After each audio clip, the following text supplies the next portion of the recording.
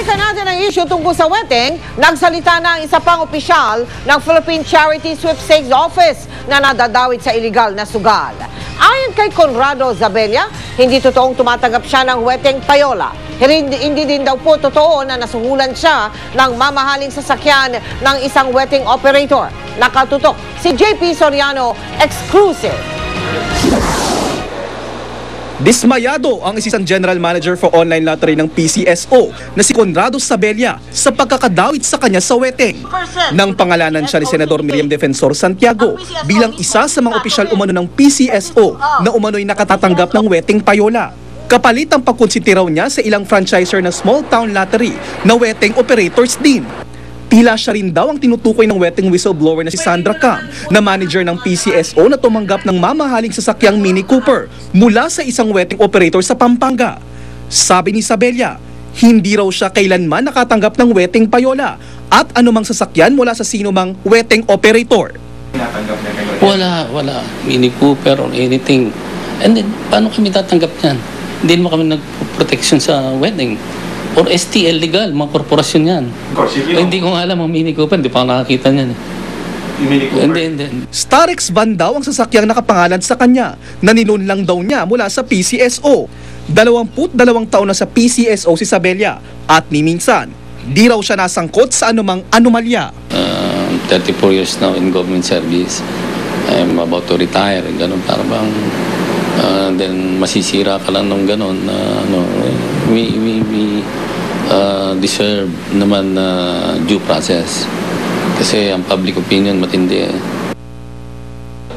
Kasama si Zabella sa komite sa PCSO na nag-e-evaluate ng papeles ng isang nag-a-apply sa franchise ng STL. Someone involved in the alleged illegal numbers game wedding approached you and said you will receive this amount and you will receive this kapalit ipagtulong mo sa amin. Meron po ba nag-attempt? No.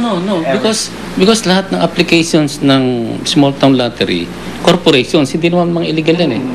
Wala raw alam si Zabella kung may ibang opisyal ng PCSO ang tumatanggap ng wedding payola o nakatanggap ng Mini Cooper. Pero tama lang daw na paimbestigahan ito ng NBI. We welcome na maimbestigahan ng NBI kung sino talaga ang mga tumanggap. Siguro imbestigahan lahat from the previous administration, chairman, members of the board. Sa pagbisita namin sa kanyang opisina, hininga namin ng komento ang kanyang staff tungkol sa alegasyon sa kanilang boss. We don't believe, sir, na ganon. Sir, sorry.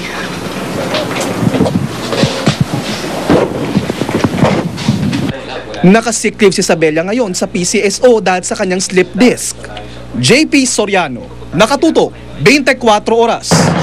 Nagrereklamo ang ilang residente malapit sa firing range ng Camp Karingal sa Quezon City. Hanggang sa bakuran daw kasi nila, abot ang mga ligaw na bala. Katunayan, isang binatilyo na raw ang nadaplisan. Nakatutok si Cesar Apolinario, exclusive.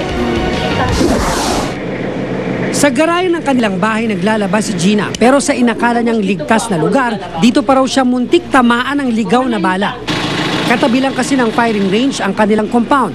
Hinala niya ang balang tumama sa kanilang tangke ng tubig ay galing sa firing range ng Camp Karingal. Mabuti na lang may tangke, kung wala, diretso na sa sa part ng katawan ko. Ang kapitbahay ni Gina na tumangging umarap sa kamera na peperwisyo pa rin daw sa mga balang pumapasok sa kanilang bahay.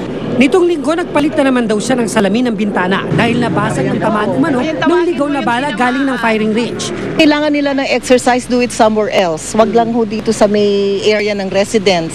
Kung may hindi direktang natatamaan, may ilang residente namang natumbok ng ligaw na bala. Gaya ni Elmer, 14 na taong gulang.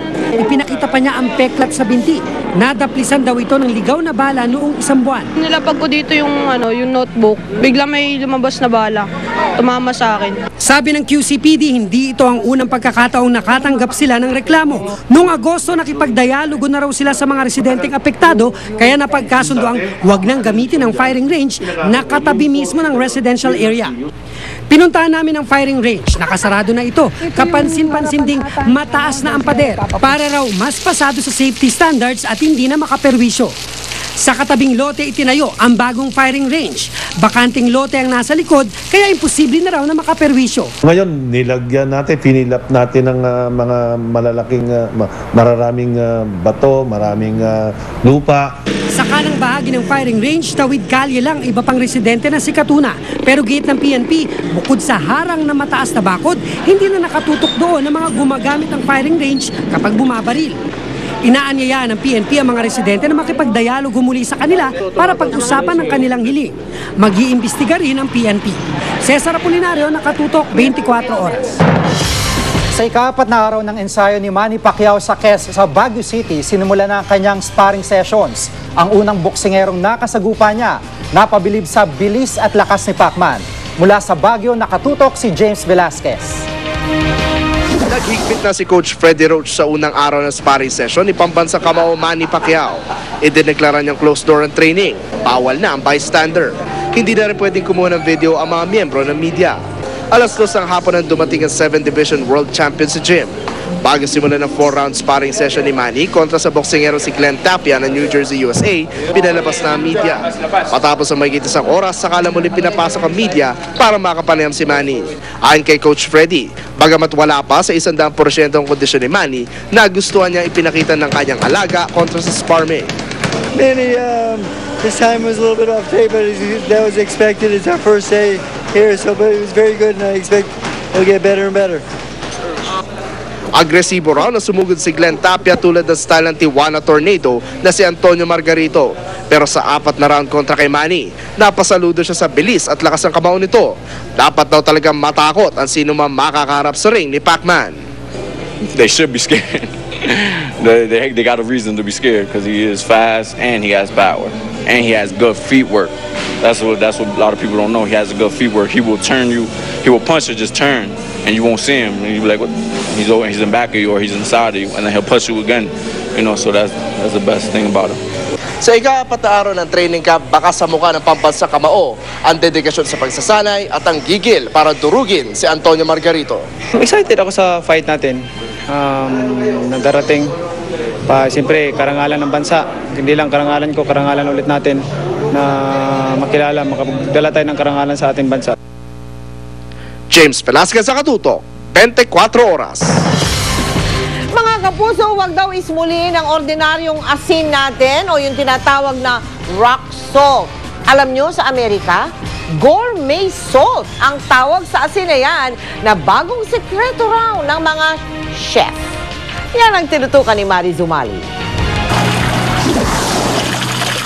Pag-aasin ang isa sa mga pangunahing hanap buhay ng mga taga San Fabian, Pangasinan. Bagamat malaki industriya may tuturing, nangangamba ang mga Pangasinenseng katulad ni Mang Basilio na baka tuluyan ng alate na industriya ng pag-aasin. Yun lang ang problema dito talaga sa yung iodizing machine kasi pag mag-testing yung mga DOH, punta sila dito, wala kaming pangtimpla kasi manual lang dito. Pero isang magandang balita ang naghihintay sa mga Pangasinense. Ang rock salt kasi na nagmula sa lalawigan ng Pangasinan, mabenta ngayon sa Amerika at mga karatig bansa. Flor de Sal o gourmet salt ang tawag dito. Pinasikat na mag-asawang Amerikanong sina Anthony at Lenny DiCarlo. Ibinebenta nila ang Ilocano asin at Sugpo asin dahil nadiskubre raw nila ang kakaibang lasang hatid ng natural at malakristal na asin na nagmula sa Pilipinas. Maliban sa sikat na rock salt ng Pangasinan, meron ding gabato kalalaking tipak ng asin na kung tawagin ay tol-tol na matatagpuan sa Guimaras. Pero bago pa man naging popular ang Philippine rock salt sa ibang bansa, ito na ang paboritong gamitin ng ilang Pinoy chef. And of course, yung ating rock salt, para mas malasa siya. Kumpara raw sa popular na iodized salt, mas malinamnam daw ang mga pagkain hinaluan ng rock salt. Pag rock salt kasi is iba eh. Meron kang hindi lang alat na makukuha mo, but parang meron siyang additional aroma or flavor na may bibigay dun sa pagkain. Bukod sa malasa, wala rin daw pangamba sa mga kemikal dahil puro at natural ang komposisyon ng rock salt. Ang rock salt naman is, of course, sabi ko nga is natural lang siya. Best siya for sa mga pagkain na hindi talaga kailangan ng certain dietary na allowances. So, mas maganda siyang gamitin. Pahalagahan natin ang yamang ipinagkaloob sa atin. Dahil ang inaakala nating puro alat lang ang hatid, may matamis din palang ibubunga.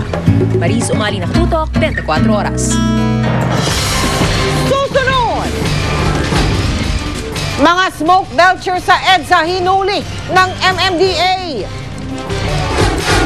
Mga altinista nagbubuni sa pagkakapanalo ng kanilang koponan laban sa FEU.